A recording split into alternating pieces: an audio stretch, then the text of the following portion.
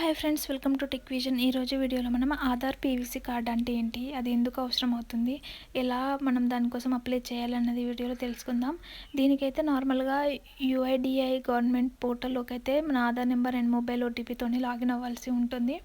మన Aadhaar number enter చేసి captcha enter చేసి సెండ్ ఓటీపీ మీద క్లిక్ చేస్తే మన రిజిస్టర్ మొబైల్ నెంబర్కి ఓటీపీ అయితే వస్తుంది. ఆ ఓటీపీని ఇక్కడ ఎంటర్ చేయాల్సి ఉంటుంది.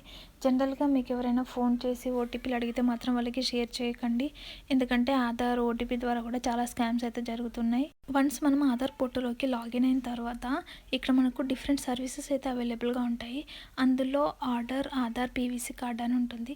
ఈ కార్డ్ ఏంటంటే మనకు చాలా అంటే మన పాన్ కార్డ్ అయితే సైజులో ఉంటుందో, పాన్ కార్డ్ అయితే ఎలా ఉంటుందో అలా మనకి ఆధార్ కార్డ్ అనేది రావడం జరుగుతుంది. జనరల్గా మనకు ఆధార్ కార్డ్ అయితే చాలా పెద్దగా ఉంటుంది కదా, సో అది క్యారీ చేయడం అంత ఈజీ ఉండదు. కాబట్టి ఇలా పాకెట్ ఫ్రెండ్లీ కార్డ్ లాగా అయితే మనకు సర్వీస్ ప్రొవైడ్ చేయడం జరుగుతుంది. దీనికోసం పేమెంట్ అయితే చేయాల్సి ఉంటుంది. దీని ఛార్జెస్ వచ్చేసి 50 రూపీస్ అయితే ఉంటుంది.